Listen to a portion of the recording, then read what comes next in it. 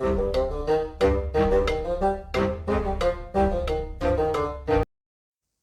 and welcome back to the Critically Clueless. I'm a monk and today we are in Disciples Liberation, and today's video, if you haven't read the title already, is a top 10 units guide video. This is going to be for beginners, guys, so you say like the first 20-25 levels into the game, the best units to kind of watch out for, pick up, use on, the main front line and back line. And I'm going to go over why I would recommend those characters for you as well. So if that's something you're going to be interested in, then stick around for the rest of the video. And of course, don't forget to hit that like and of course subscribe to the channel. We currently have a huge amount of Disciples viewers not subscribed to the channel. It does help us out so much with all that YouTube analytics. We also have an active and growing Discord, so if you want to pop in, talk about Disciples, the link for that will be down in the description. And in 10th place, we have the zombie. Now, this one belongs to the Undead Hordes. He's a melee character, and he actually has an initiative of 110. And this is one of the first characters or the first units you can kind of pick up in the game, as it is only tier 1. The first attack we have is the claw attack, and it strikes with jagged claws, dealing physical damage. Next up, we have the second ability. Now, this has a cooldown of 3 rounds. It's another melee attack, and it covers enemies in acidic bile, dealing unholy damage. It also inflicts poison if that target is below 50% health. And on the back line, it strikes a target with the lowest percentage of health, dealing unholy damage and inflicts poisoned on a target. Now, what I like about this is that it actually has the initiative of 110, meaning in a lot of cases he's actually going to attack before a lot of the starting enemies AI characters actually jump in. And personally, the early backline units that actually deal out those attacks sometimes can be the difference between life and death. And as you can see, in at number 9 is of course the Spectre. Now, the Spectre is again a member of the Undead Hordes. He is tier 1 again, only has an initiative of 100. That's kind of a sad because it's slow, but his movement is hover, meaning he can go over a lot of the problems that occur on the floor. First ability he has is Haunt, and it besieges and torments an enemy. It deals unholy damage, inflicts Demoralize, which takes away 1 morale if that target is below 50 health. Next up, we have Death Grip, which is a cooldown of 3. Probably going to use that once. And it crushes an enemy within its ghastly spectral hands, dealing unholy damage again. It does also have a passive, which means that it has Incorporeal. Incorporeal means physical damage has a 30% less likely of actually hitting a Spectre. So if you have a few of these, you're less likely to lose them. And on a back line, it also attacks the person with the lowest HP. It deals unholy damage and inflicts demoralized on the target as well. I honestly really like anything that inflicts demoralize or -1 morale, because it just has extra benefits. Honestly, I think the Spectre is a great guy to have on that back line, especially early game. Moving in at number 8, we have the War Priestess. Now, the War Priestess is actually one of my go-to units when you're talking about early game within Disciples. This one belongs to the Empire, is of course tier 1, which means everyone can get access. Initiative is 110, so it's a little bit faster than a few of the others. But the sole reason the War Priestess actually makes it onto this list is because of its second ability. It calls forth pure divine energy around the War Priestess. This is 2 tiles in any direction around her, and it deals divine damage to enemies and also heals allies.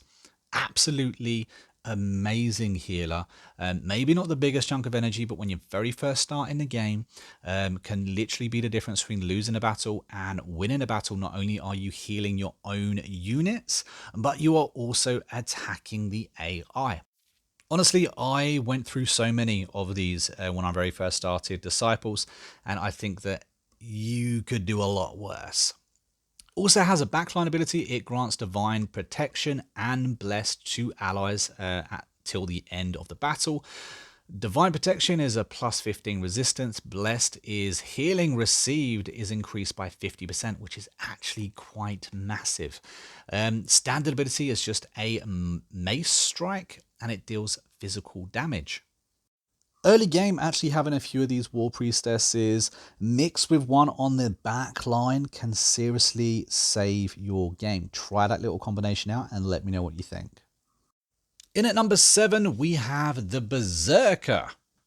Now, the Berserker can actually be got through the main story. You can pick it up and recruit an early Berserker unit, which can really help out. You can recruit this unit very early in on the game. It is tier 2, so it does have that extra leadership cost. And of course, this unit belongs to the Legion of the Damned. I think one of the other good talking points here is that it also has that 120 initiative, and if you've watched any of my other previous videos, you will see just how much I value having that first hit on the battlefield. Early game, having 120 initiative is very good, very strong. The first ability we have is Bleeding Strike, and this deals physical damage and inflicts bleeding on the target if it is already below 75 health. Ability number 2 actually comes with a slight range of 1 area effect around the Berserker, and it spins hitting all the enemies, and it deals physical damage, and it also inflicts demoralized to the targets as well.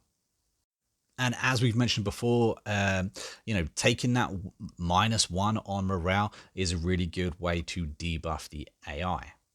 He also has a pretty good passive. So once per battle, if the Berserker reaches 50% health, he loses any conditions restricting his movement. He also gains Agile, which is a +1 movement, and Strong, which is a +15 power.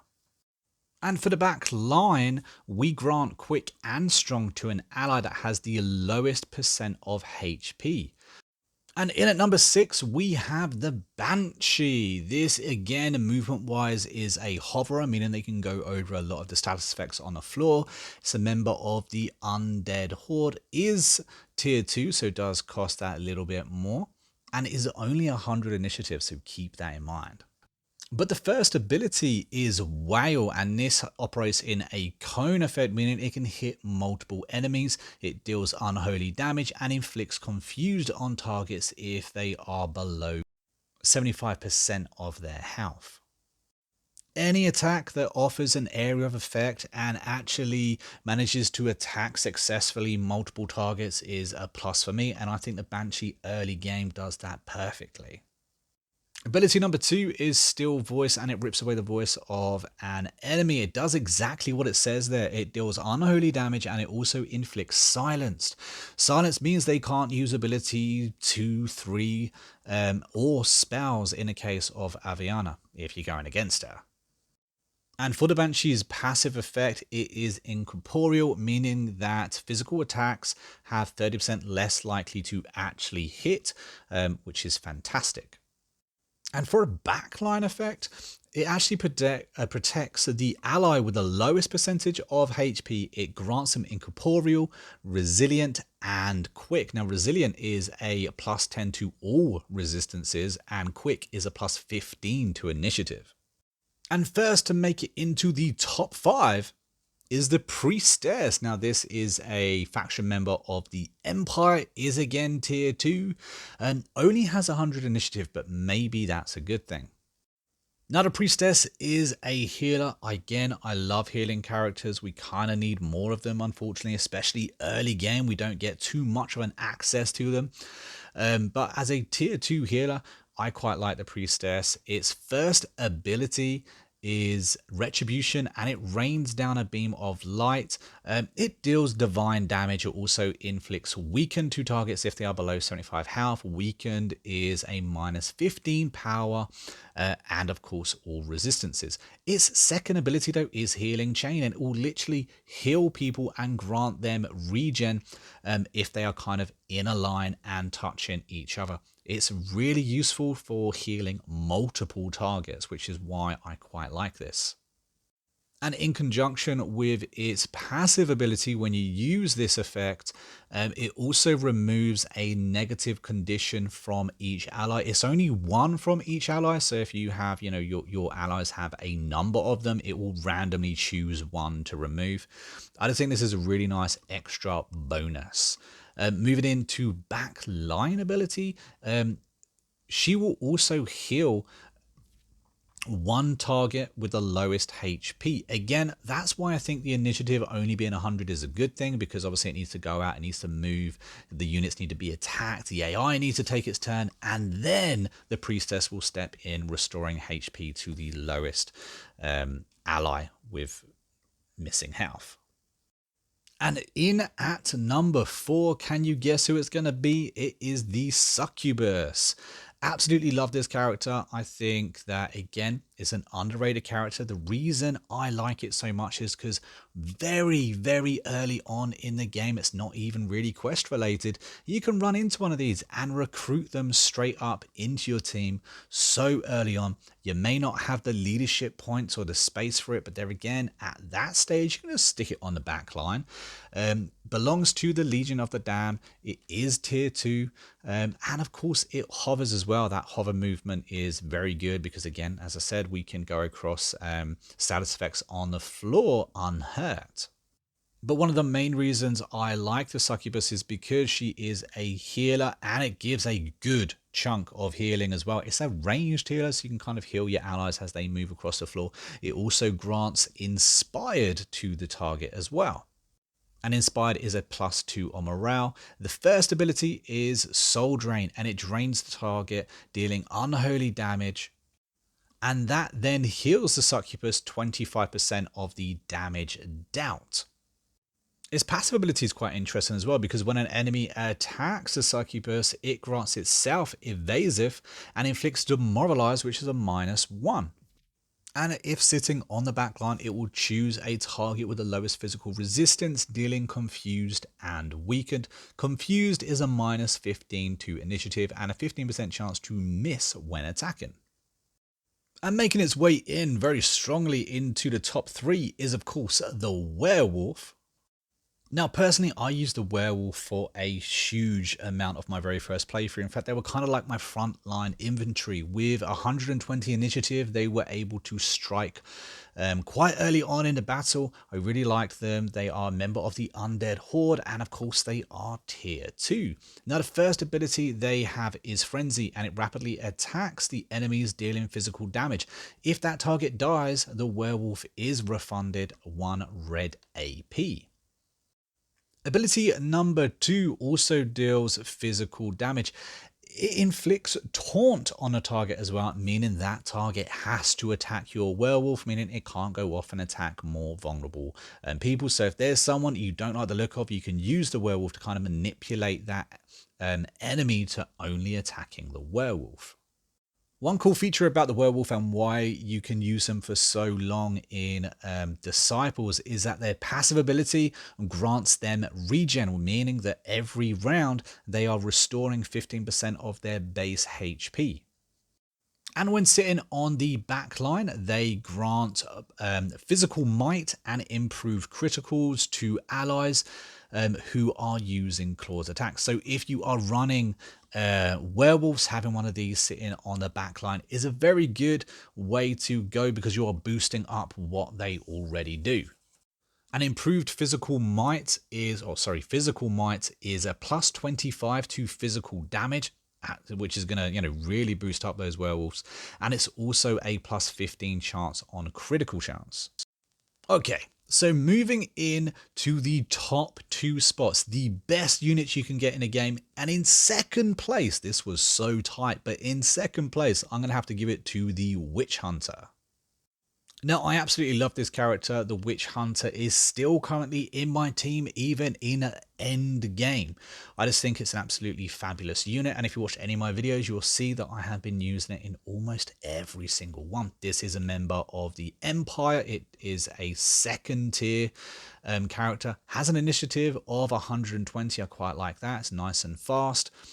And for me, this is a backline character, one of the best backline units you can actually get in a game.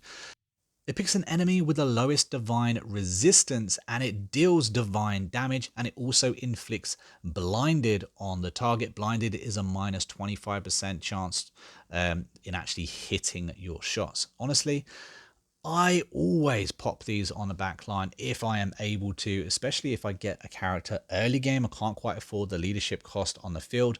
Backline ability, it's an extra free hit. Really can't go wrong. Now we're going to work backwards a little bit, and for its passive, Pin Shot has a 50% chance to inflict immobilized on a target. That increases to a 100% chance if that target is already inflicted with blind, confused, or weakened. So you can see you can get some good combinations going with, maybe having one of these on a backline and actually out on field. Immobilize means they cannot move. Second ability, inflicts divine damage and also inflicts a blinded to targets as well. Blessed Arrow deals an additional 20% damage to undead and demon enemies. And of course, the very first ability that we have, the primary attack, is actually Pinned Shot, which this is the one that gives us a chance to actually have immobilized, and this deals physical damage. And can you guess who is in first place? Like I said, it was extremely difficult for me to choose between first and second. But in first place, and undoubtedly the best unit to pick up early game, is of course the Leopard. Now the Leopard belongs to the Alvin Alliance. It is tier 2, so it costs that 20 leadership. It has an initiative of 120, and of course is a melee attacker. But the reason I like this character or this unit so much is its backline ability. Again, it's another unit that I will have right up until late game. I don't think I'll ever replace it, to be fair. And that's why it's here in #1 spot, because I'm always going to have it on the back line. Cat Reflexes grants quick to all allies until the end of the battle, giving everyone that I put on that main field an extra 15% initiative, putting someone from 100 to 115. Really grants a huge extra, kind of quickness, meaning that everyone on the field can attack first before the enemies. I mean, there are some exceptions, but it definitely goes a long way in helping ensure that my team attack first. Its first ability is a flurry of claws, and it will deal physical damage over 4 strikes, inflicting bleeding if the target is hit with at least 3 attacks. Now, its second ability is a ranged area of effect, and it screams, leaving the enemies in terror. It also inspires allies. It inflicts afraid on enemies, and afraid is a -2 in morale, which is huge. And it grants agile and quick and strong to allies.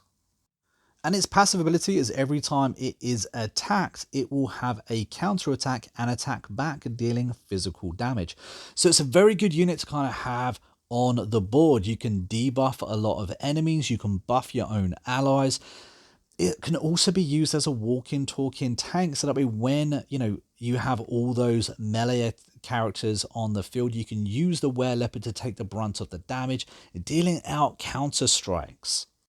I mean, and honestly, any of those top 3, 4 units that I have just mentioned are absolutely amazing when it comes to early game in Disciples Liberation.